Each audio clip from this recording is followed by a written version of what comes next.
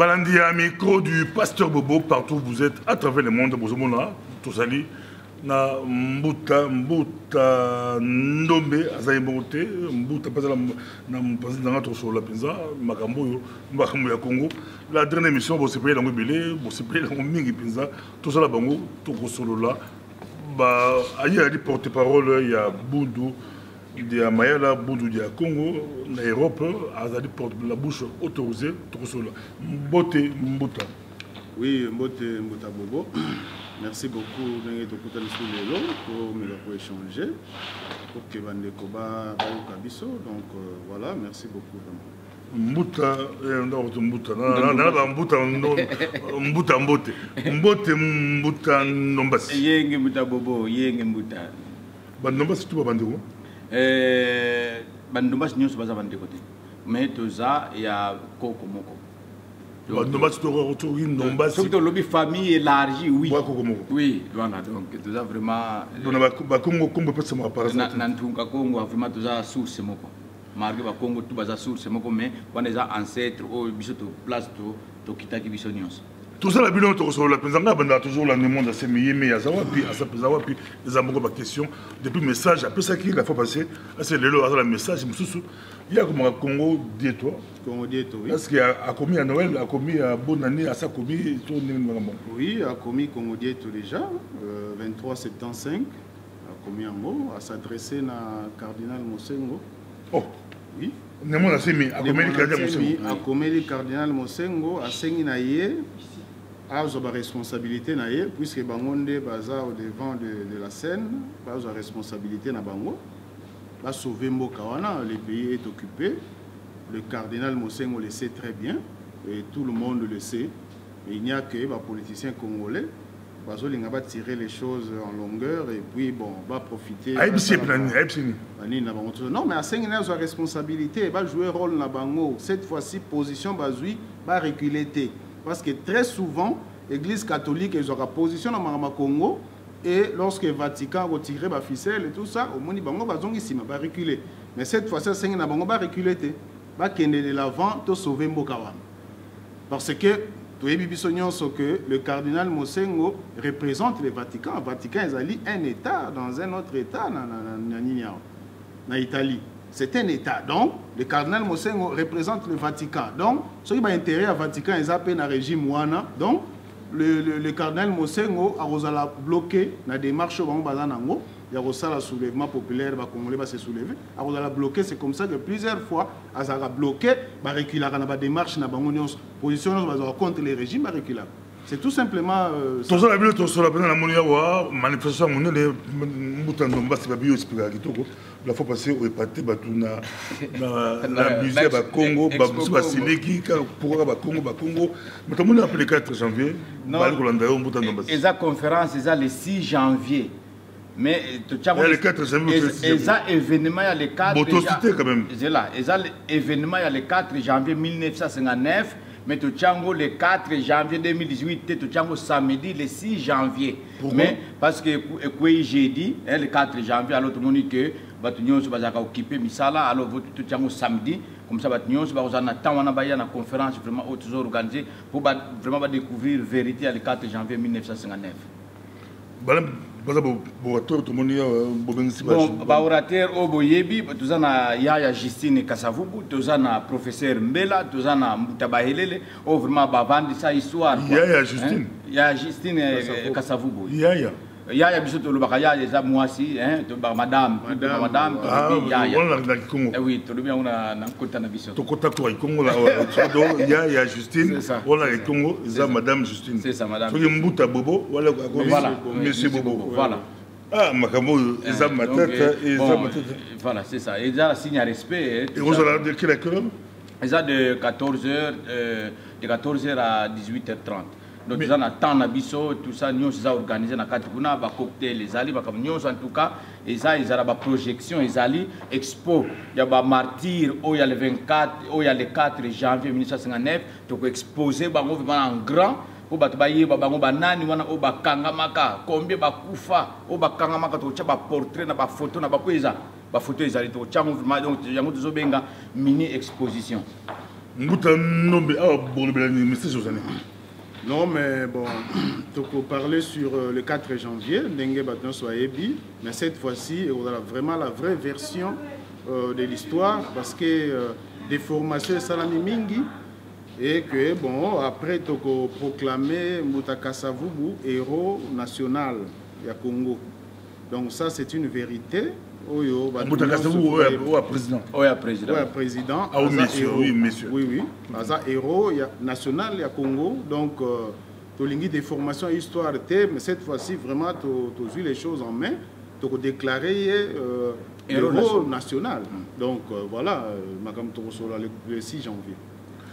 Tous les bino to so la penza est singoko za la bino penza mais avant to compte dans un numéro à compte mugawana on a pour ça to so bien penza bobi soutien à Longi ça soutien à Longi mais Longi mbuta yo pe bosani ozo sala sambla be Longi za ka ne mwandanse mais ça Longi à Congo hein les chefs spirituels les ya Bundu ya Congo Aza chef spirituel, il y a Bundu ya Congo et Aza les chefs saints de l'Afrique centrale. Saints de l'Afrique centrale.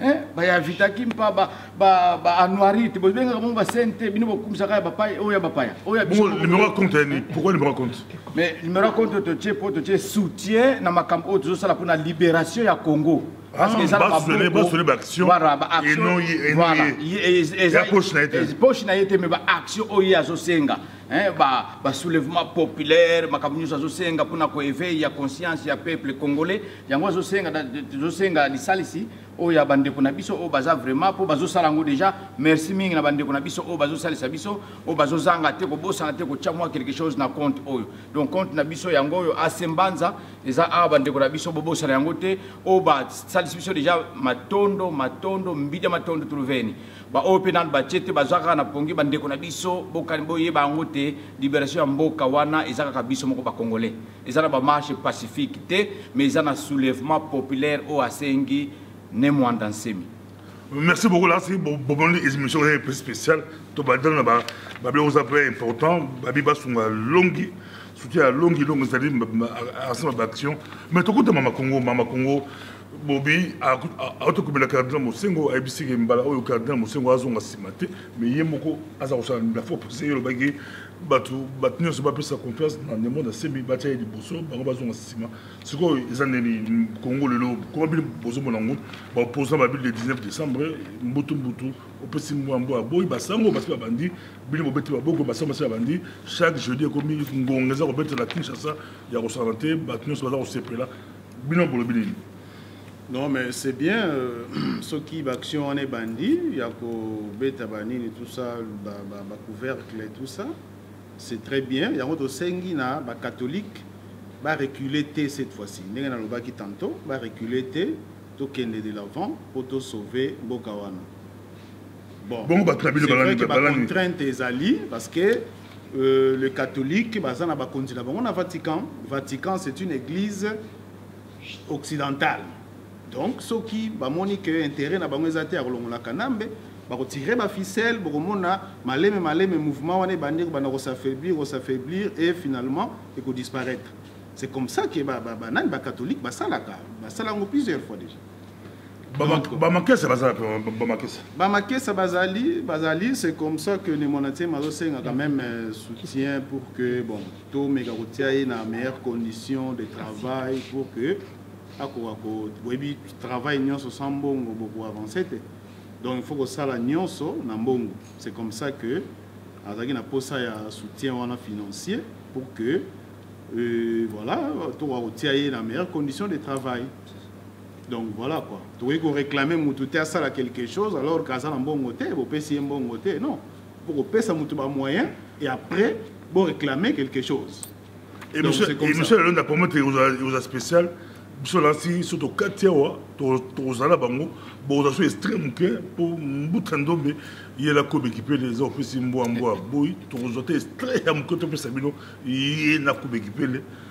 baza pembeni kaka bakutana kidi la conférence moko ezalaki ope 6 mois ozo reprocher pour que la tête na kozwa yo le tabuki na kozwa bino ata na kozwa paparazzi na kozwa bino mais ozo reprocher non mais c'est-à-dire Mutakwebe Kimpele ozo appuyer la police non c'est-à-dire Mutakwebe to solaki na dernièrement a parlé biso sur logique wana ba créancier et tout parce que c'est Léopold de Mbongo et ainsi de suite Léopold de Sedaki Bango Congo et tout biso mais logique wana mais non parce que mboka za biso et un Léopold de Aroya ben à s'approprier Congo et après à quelque défa Mbongo tout ça et pas ba tout ba créancier na ye et biso maintenant il faut to futa tout ça la démarche à koluka ba créancier wana to futa nyongo to discuter na bango to discuter sur quoi.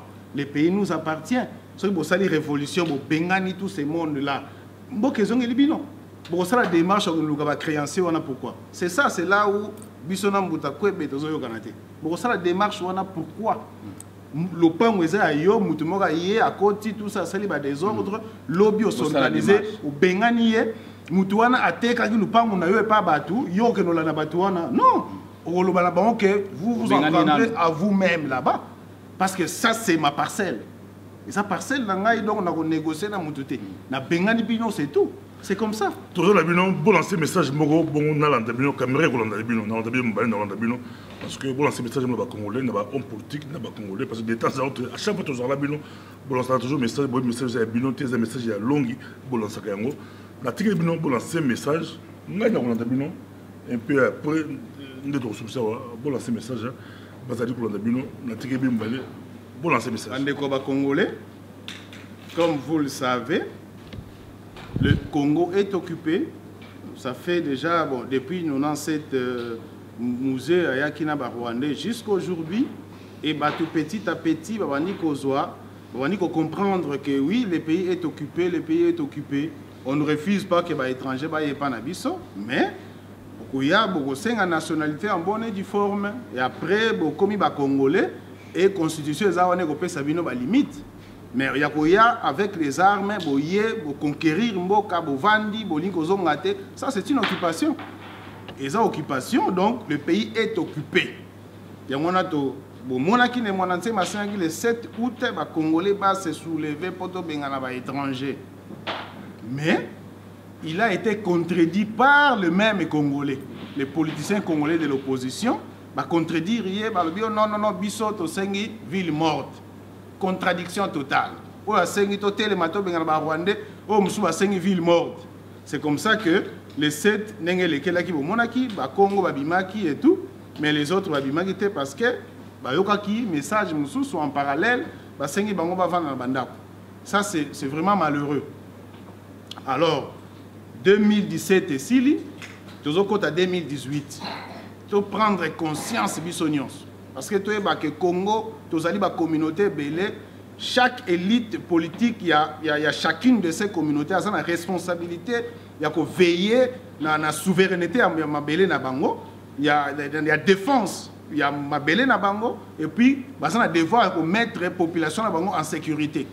Donc, ce qui se comprendre, c'est en 2018, biso to prendre la responsabilité na biso to lukato veiller d'abord na sécurité la population na biso et puis to défendre la souveraineté na biso makamba Congo wana en tout cas to kozala très clair to yebisa ba congolais que biso ça ne nous concerne plus biso to s'organiser pour défendre la souveraineté na biso et sécuriser notre peuple.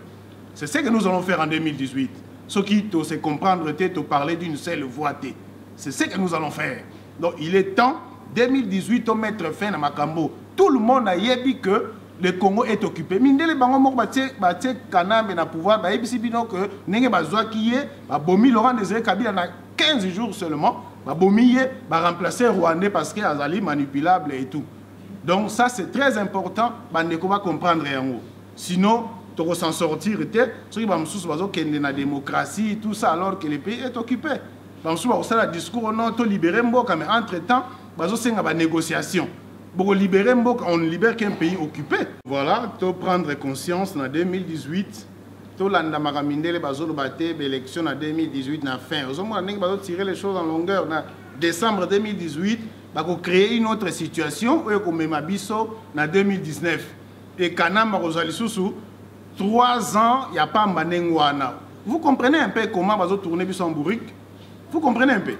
Donc il est temps tout ça là parce que ceux qui te sont en 2018 tu comprends les responsabilités na Biso eh bien tu senga na ba communauté nyonso ya Congo batuna batuba kende ko se défendre pas na bango.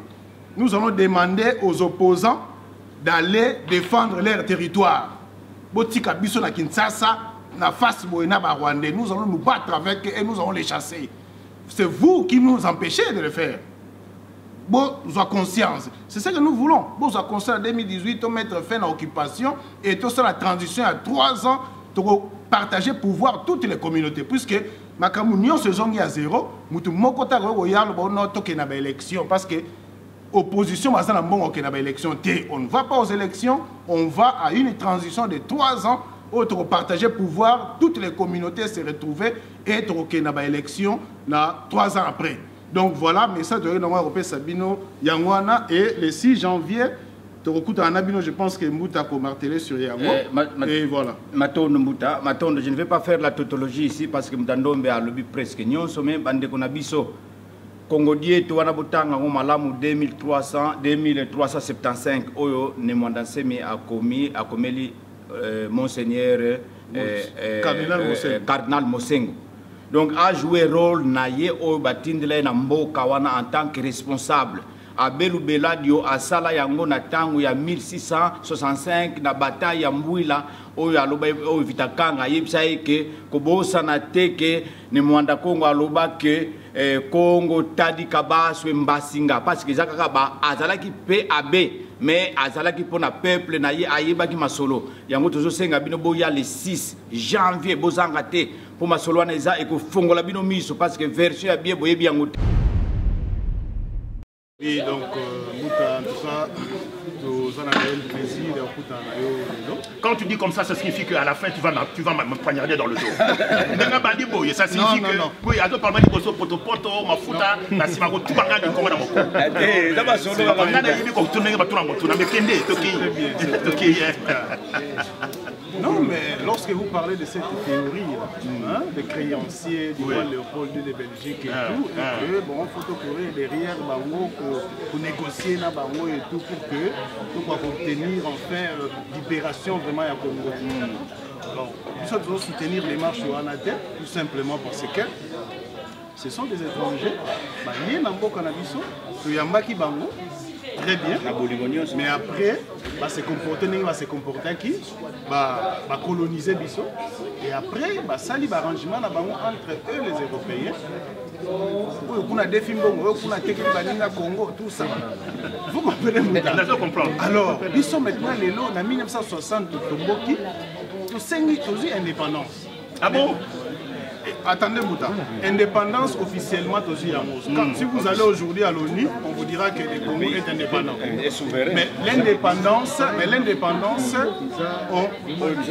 on travaille sur ça, on la défend.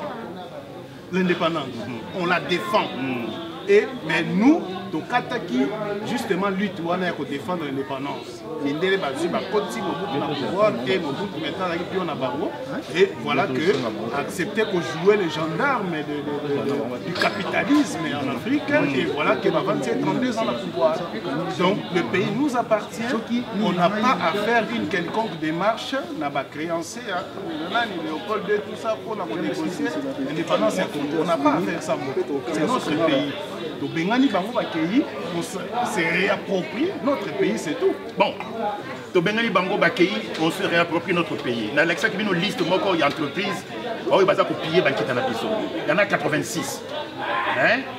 Nous sommes indépendants, semble-t-il, d'après théorie, depuis le 30 juin 1960. Donc, ne nous appartient pas, donc c'est une fausse indépendance. On a le des discours. Parce qu'il y a eu un malentendu. Tant dans le Bima Solo, j'aurais dit qu'ils ont dit. C'est-à-dire que tu es engagé à combattre, tu es engagé à lutter, tout de suite, tu as attaqué Bango. Nous sommes des terroristes, nous sommes des gens, nous sommes des Bantous. Pour nous, tout peut se régler par la palabre. D'abord par la palabre, par la discussion. Donc il faut tout identifier. Banani bateau yo, babotolaka état indépendant na Congo. Na maboko ya roi Léopold II. Il faut tout y bakombo na bango, pas le nom des sociétés, mais le nom des propriétaires, des actionnaires, les principaux actionnaires. Il y a des entreprises qui ont bongo et pas il y a le produit. Tout y bango. Na ba héritier na bango tilelo. OK? Na simato komeli bango mukanda. To lobitala. Bino boyaki na mboka na biso bo pied mort na mboka na biso. Bo bino bokene ko zo banyo na biso to sala quitter. To futi banyo na bino biso ne to futi yango 4 fois. Ok? Nous avons 25 millions de francs, à peu près 25 millions de dollars. Ils te foutent encore 4 fois. Nous allons, c'est ça que j'appelle négociation. Tout le niveau, il y a droit. Nous sommes des gens civilisés. Nous sommes des sauvages. Nous ne sommes pas des sauvages. Nous sommes des gens civilisés. Nous sommes la première civilisation, nous les Bantous. Donc, au Kenya, c'est ce que moi j'appelle ma solo. Donc, au Kenya, donc, cas par cas, État par État, société par société. Ces sociétés, leurs adresses sont connues sur Internet, vous leur écrivez. Vous dites, voilà, voici votre itinéraire. Par exemple, la banque comme une société comme la Glencore, les en la Suisse. Qui sont les principaux actionnaires de Glencore? La Banro, la Lonro, nous leur écrivons. Le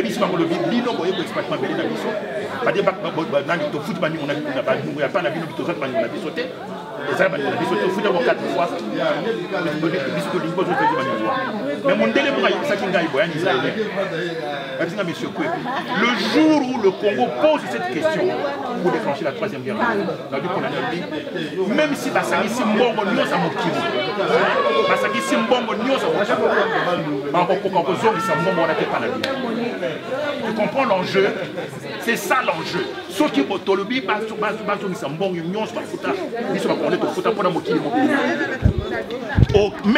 même si on réunissait tout l'argent du monde entier, voilà l'enjeu. C'est une troisième guerre mondiale qui se prépare. Pourquoi? Parce que comme par hasard, le monde est entré dans l'ère nucléaire à cause de l'uranium du Congo. La troisième guerre mondiale, qui sera une guerre nucléaire, partira du Congo. Donc il ne faut pas toucher ce dossier. C'est un dossier qui cache des enjeux terribles, Nassima. C'est-à-dire le sort même de l'humanité. Voilà pourquoi mais vous êtes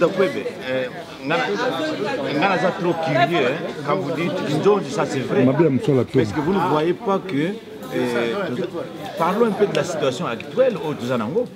Tuzana occupation.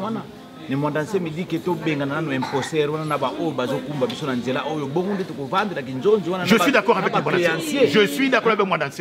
Mais il faut que Mondanse ma la logique na yemoko. Hein? Prenez atina qui m'a tesé le beau-frère na yena ba négociation. Prenez atina qui kuna. Pourquoi? Est-ce que prenez atina qui mbongo par l'imposteur pas babuma qui bata bundu ya Congo azo singa bango ba dommage et intérêt. Non. On n'a pas demandé. C'est le Parlement qui a décidé. C'est le Parlement. Mais c'est le Parlement qui a décidé de dédommager les maquis qui sont morts. Mais le Parlement, qui est majoritaire dans le Parlement? C'est le parti de qui? Quel est le parti qui est majoritaire dans le Parlement? C'est le PPRD. Non, mais ça c'est vrai. Et c'est le parti de qui? Peu importe. Si c'était. Mais c'est la Bino Meminga Nanzela Wanatoken. Parce que ça l'a quitté. Bino Meminga Nanzela Wanatoken. Mais ça va séqueler. Non, mais tout ça va séqueler. Mais toujours sur le lac. Toujours sur le lac. Il y a comment? Il y a des grands secrets. Les années moins dans ces mythes de Senga qui m'ont décidé dans le Parlement qu'on devrait dédommager les adeptes de Bundako, leurs maisons. Les bongos les bongos les Enyele. Et ce qui se passe au Kivu. Mais ils ont leurs leaders. Les millions de femmes qui sont dédommagées. C'est la même situation. C'est la même situation. Il y a des leaders du Kivu. Il y a des leaders. Oh, il faut défendre. Même toi, on est mondancé, mais on défendre. Tout ça contre. Nous sommes vraiment dans le même chemin. Nous sommes dans le même chemin. Mais quand ton pays est occupé, le fait tout simplement que vous allez sénateur ou bien député, au Congo, tu es un collabo objectif. Quand ton pays est occupé, on ne fait plus la politique. En France, quand la France a été occupée par l'Allemagne, ceux qui étaient dans le gouvernement français étaient tous des collabos. Et à la fin de la guerre, on les a pendus ou fusillés. Donc, quand ton pays est occupé, On prend les armes et on chasse l'occupant, point barre. On ne fait pas de la politique. Et tous les partis politiques au Congo auraient dû déjà se dissoudre. Il fallait passer à la dissolution, pas qu'un Amaki, pas qu'un Tamindou, pas qu'un Monguna. Tout à fait d'accord. Et ce n'est pas ce qui a été fait. Tout à fait d'accord. Voilà, tout ça d'accord. Mais il n'y a personne qui a déclaré au Rwanda, c'est ma lobby dans le Congo que nous devons chasser les petits Rwandais. Ils ne sont pas des Moudapoueb. Ça, c'est exact. Papa, ils ne sont pas des. Moi, je lui ai écrit, il ne m'a pas répondu. Peut-être commater. Comment? En main propre, dans mon balandi à micro du pasteur Bobo, bozomona nazala bango, azala mbuta ndombe, nambuta, ndombasi, kumbu mona bosa lango ezate, parce que nayebi mo bandomba c'est belé, mais la bandomba c'est tout, baza famille na bango makambo yo. Tu peux je m'appelle que bagi agi mbuta ndombe. Agi matata la bi ça va bi grave. Oui, ils avaient Congo, surtout Ndombe. Ils ont déjà que Motomouine de tout ça, donc ça c'est. Ils ont vraiment que aux âmes au Congo quoi. C'est vraiment qui Congo, on n'est pas Bangala, Bolbaka, Makolo, Gwemani, tout ça. Ils sont Ndombe. Quand on dit Ndombe, aux hommes qui non, mais ça c'est vraiment qui Congo ça. Bazam epelé bachoto la biso toza la bila wa oza micro du pasteur Bobo makambo babu il gaga la micro du pasteur Bobo bomone to banila bango du kolo la ko bekipele bo potali quand même tout ça sur la bino mais ba te belé bal ko to la biso combat la bino zani combat ya bondu ya Congo combat ya BDN combat ya bondu ya Mayala combat la bino zalaka nini na pesi maloba mbota ndombe. Oui, donc, combat Nabiso actuellement, les alliés d'abord qu'on s'organiser et puis qu'on bengana occupant, qu'on bengana imposture aux Congo. To bengani imposture, to se mettre autour d'une table na congolais, to ça les transitions il y a 3 ans. Transition on a 3 ans to ça là, toutes les communautés à Congo sont là représentées, c'est-à-dire qu'on a la présidence. Nous avons 4 grandes communautés, nous avons 4 présidents qui représentent la communauté et ainsi de suite. Donc, tu partages le pouvoir de l'Union, tu as la transition il y a 3 ans comme ça. Nous sommes mécontents puisque toutes les communautés sont dans 4 pouvoirs. Tu as les transitions il y a 3 ans, voire même 5 ans, pour tu as précédé puisque le pouvoir est bien partagé.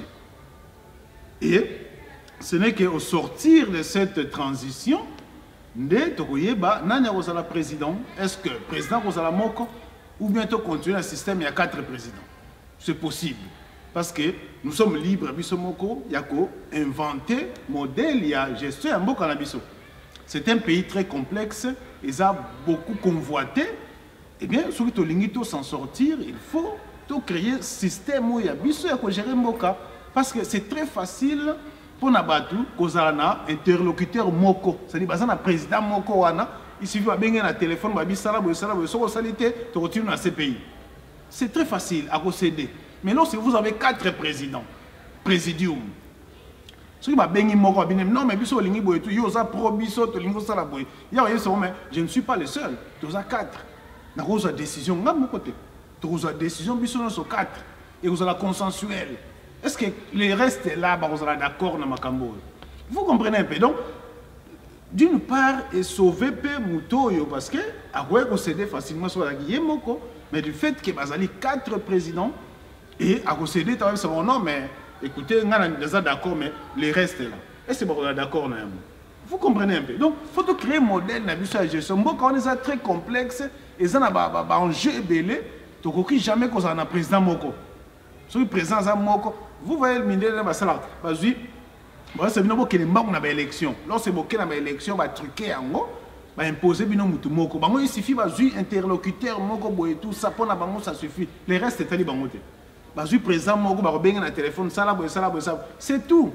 Mais si vous avez 4 présidents, et vous avez difficile pour la bango, c'est la menace, c'est la Rwanda, ces pays, tout ça, et vous avez très difficile.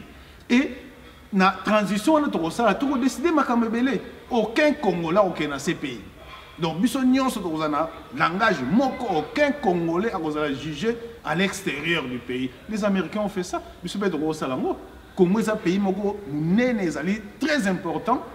Et ça très convoité, bato belé basa na intérêt à travailler na ba Congolais. Mais ça bozoba na biso moko ba Congolais, ndezo sala que ba multinational ba kei si ma Rwanda, ba soti na Rwanda ko déstabiliser Congo et faciliter pillage. Dans la vidéo tu reçois la pensa et ça micro du pasteur Bombuta Nombasi. Est-ce que bout du Congo, loba vérité, loba la vérité toiba. On a rassi to fandi pensa na tikibino bo poter na ko bekipe na ba ko tango. Na esiko est-ce que bout du Congo, bout du bout du Mayana pose un côté politique, côté spirituel. Ça y a ba Congo to mutum sa ko la carte. Pour tout ça ba Congo. Pourquoi bozo tout ça peuple congolais. Et ça y a ba Congo to mutum super ko la carte afin de peu à l'aise na carte. Mtabobo Matondo, Bundia Congo, za Bukongo. Bukongo, c'est la sagesse négro-africaine. Ce que tu as négro-africaine, c'est vraiment un bantou en Afrique centrale, c'est une culture na biso. Yango na toroba ki komba na biso ezanini. Komba na biso na bundu dia Congo nanu na lobi, eza ko rétablir, ko valoriser culture na biso. Ko sali la culture na biso, ba langue na biso ko zongi sango na place o ezalaka. Kozong sa ba tradition na biso o ya ancêtre na biso et qu'on réadapte na situation actuelle. Voilà le combat de Bundu ya Congo. Kozong sa mutu mwindu na nzela o ba mfumu kimango ba bunda ba ya vita kimpa ba bunda ba vita kanga ba mbemba zulu ba nkulu isanusi kozong sa mutu mwindu na nzela atika ko defa ba religion étrangère asala nan o ya ye parce que ye pe il faut appeler sa mwinda wana ko pela nanu na kati ya mboka na biso et panzani na Afrique centrale et panzani Afrique mobimba et panzani na monde mobimba. C'est comme ça, c'est ce que nous voulons. On ne peut pas vivre avec des religions importées ou soit avec des cultures importées. Ça n'avance pas notre développement. Au moins, il y a des chaos debout. Hein. Chaos debout, bah, comment tu as vu sur la Libye? C'est ça. Et le combat de Boundama. Est-ce que mon Swahili, mon Gal, Tabandondo, non, mais Mboudabobo n'a lobby. Mais on dirait. Ce sujet-là, il y a un Moukongo du Bandou qui m'a appelé. Je ne sais pas si Mbouta Ndomas va me permettre d'expliquer un peu cela, parce qu'il y a un Moukongo qui m'a appelé. Il est à l'est du Congo, dans un pays limitrophe du Congo, à l'est là. Il m'a appelé, il m'a dit, mais vous, quand vous parlez de Bakongo, vous ne voyez que les Bakongo du Congo central. Mais et nous les Bakongo du Bandou. Moi, j'ai répondu à notre Mbouta. Je lui ai dit, mais nous, on n'a pas de problème avec vous. Nous sommes tous des Bakongo. Au Bandou, nous, il y a des Bakongo qui se reconnaissent Bakongo. Mais le problème, c'est que les dirigeants politiques, les acteurs politiques du Bandundu, c'est eux qui, justement, c'est eux qui sont les problèmes. Les problèmes, c'est eux. Parce qu'ils nous écartent. Lorsque Mbouta, pas Mbouta Gizenga, Mbouta Théophile Mbemba est arrivé, gouverneur sous Hippolyte Kanam, juste au début, Théophile Mbemba était gouverneur de la ville de Kinshasa. Arrivé à la tête du gouvernorat de Kinshasa, il a écarté tous les bourgmestres du Congo central qu'il avait trouvés là. Il les a écartés. Mais pourquoi? Les Bakongo disent, ça c'est notre frère, mais comment il nous écarte comme ça? Il a écarté tous les Bakongo qu'il avait trouvés. Il les a remplacés par les Bakongo du Bandou. Qui sont tribalistes alors? Qui sont tribalistes alors? Nous ou c'est eux? C'est eux. Donc ce sont nos frères du Bandundu. S'ils se reconnaissent qu'ils sont des Bakongo, eh bien ils n'ont qu'à nous rejoindre. Nous n'avons pas de problème avec les Bakongo du Bandundu. Ce n'est pas un fait. Gizenga, le Palou, est arrivé à la primature. Ils ont géré l'argent de ces pays-là. Mais les Bakongo du Congo central, c'est leurs frères. On ne s'est pas retrouvé. On ne s'est pas retrouvé. Mbouta Gizenga est allé fermer Bundia Congo. Pour la première fois, il est allé au Congo central. Il a fermé Bundia Congo. On a tué les Bakongo. Mouzito était là. Mbouta Gizenga était là. Ils n'ont jamais démissionné. Ils n'ont jamais démissionné. Donc, vous comprenez un peu. Donc, les problèmes, ce sont les hommes politiques. Pas nous, le Bakongo, ce sont les hommes politiques. Et c'est tout à fait normal. Nous sommes dans un monde d'intérêt. Il y a la Corée du Nord et la Corée du Sud. Donc, ceux qui ont intérêt dans la coutanité, on peut se séparer. Tokabwani, Bakongo ya Bandundu, Basalimboka ya Bango, Bisope de Salimboka ya Biso. Bongo Baluba, Bangala et les autres. C'est comment mais Mbouta, on le dit, l'Afrique centrale, C'est ça, l'union d'intimatie, c'est l'union des Afriques, des pays de l'Afrique centrale. Il y a les Baluba, il y a les Baswahili, il y a les Bangala, ils sont dedans. Donc, mais Tobo Yakabangote Baza, bienvenue à BDM. D'ailleurs, Baza déjà, on a belé, oui, bien on a BDM, tout ça, on a belé, Bato Équateur, belé, Bato Baswahili, Bazali, Baluba, Baza.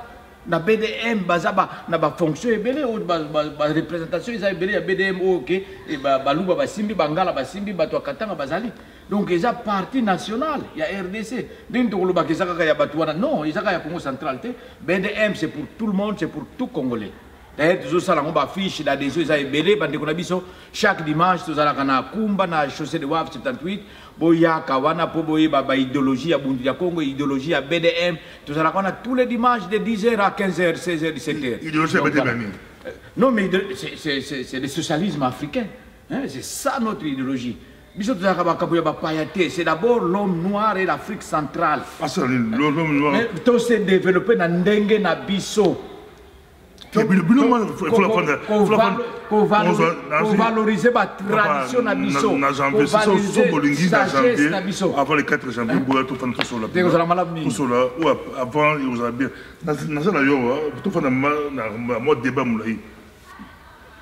comment bien côté santé quelle vision il y a BDM na santé c'est bon hôpital bon la question aux amateurs débat tout ça la janvier on a promettre oui mais biso technologie tu as dit que ça universel science c'est universel donc technologie c'est-à-dire tu mets la rappel pour un hôpital il y a mondele to na la biso hôpital mais vision na biso par rapport à ça ils a dit que tu construire un centre de santé un centre de recherche et tout. Peut-être, par exemple, bâtiment Moko, bâtiment A, pour la médecine moderne, bâtiment B, médecine ou abysso africain. De Mouta pour Nemo. Non, Mouta pour Nate, ça dit que ça l'expérience, tu tester, qui est-ce que c'est efficace. Mouta sera qui na médecine, ou on a côté radio, à côté ni to scanner, moni maladie, tu mets qui soigner na médecine ou abysso. C'est-à-dire le même bâtiment. Kuna ba tester, ba tali scanner, moni que moi maladie ezali. Va traiter en médecine traditionnelle. Ce qui est réussir, eh bien, c'est ça, c'est très bien. Tout ça, mais tu d'abord parce que la compléter Mbutandombe. Bundu dia Congo est maman. Tout ça na kati bundu dia Congo, tout ça na branche politique, tout ça na branche scientifique et puis tout ça na branche spirituelle.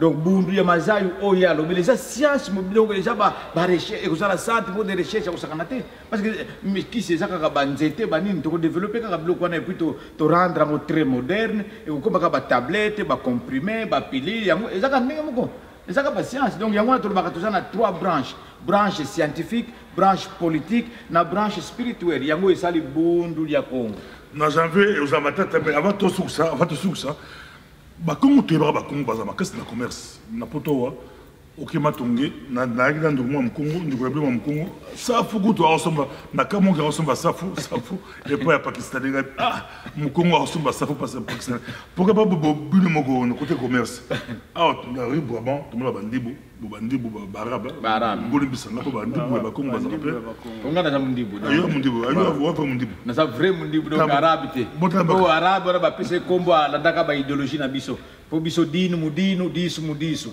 osakani to beti beti ngambata na ko tatulo so mbata voilà donc dinu disu yango wana voilà mais comment côté commerce bino quelle est idéologie na bino philosophie na côté commerce na kasaka na somata je préfère que on na église na bino je préfère que na kanta somata pondu ko nga pas la bino mais kaka mobulu to mona na ya pas la bino ba mama ya bayaya basala bilo kitoko bosa mikati kitoko bilo kitoko mais boso bien pas pakistanais makambo la possibilité maloba commerce non mais c'est à dire au sortir de la colonisation il y avait beaucoup de Bakongo commerçants basalaki makambebele il y avait beaucoup de Bakongo qui avaient beaucoup d'argent parce qu'ils faisaient les commerces c'est à dire dont on a tout le monde. Même chez les Bangala, il y a des commerçants là-bas. Même chez les Kivusiens, il y a des commerçants là-bas. Chez les Katangais, un peu partout. Mais le problème de Bakongo, c'est que Les Bakongo ont perdu leur âme suite na unité Oyo et ba forcer biso. Bakongo va perdre âme na bango parce que Kinshasa, la capitale à Bakongo, et que bon, tout le monde va y na Kinshasa, Mobutu bengani Bakongo, ba non bino bozonga na matadi kuna, botiki Kinshasa, et tout le monde va y. Vous savez ce qu'aujourd'hui Orange moko ya bien na Orange mi balé o za moi ko beba o sangisi yango Orange ya bien et ko bongisa o beba te, ce n'est que o beba ne ko bebisa pe o za malamu. Et les Bakongo aujourd'hui va perdre âme Congo au bazaki nango au sortir de la colonisation. La perte âme, voilà, c'est comme ça que Bakongo va perdu le lot.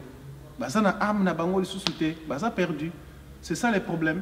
Et il y a des Bakongo, baebi kolobaki Congo malamoute. Moi-même je fais partie parce que to botem na Kinshasa, ma parents bazolo baki Congo te. Tebi langue na bisoté.